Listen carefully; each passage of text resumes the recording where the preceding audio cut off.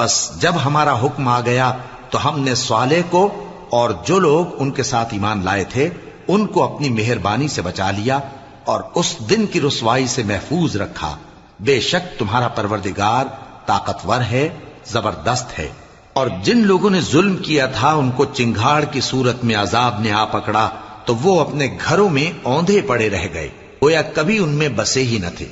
سن رکھو کہ قوم سمود نے اپنے پروردگار سے کفر کیا، اور سن رکھو قوم سمود پر پھٹکار ہے۔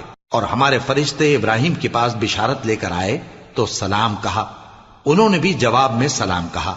ابھی کچھ وقفہ نہیں ہوا تھا کہ ابراہیم ایک بھنا ہوا بچڑا لے آئے۔ پھر جب دیکھا کہ ان کے ہاتھ کھانے کی طرف نہیں بڑھتے، یعنی وہ کھانا نہیں کھاتے، تو ان کو اجنبی سمجھ کر دل میں خوف کیا۔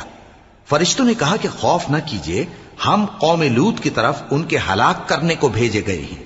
اور ابراہیم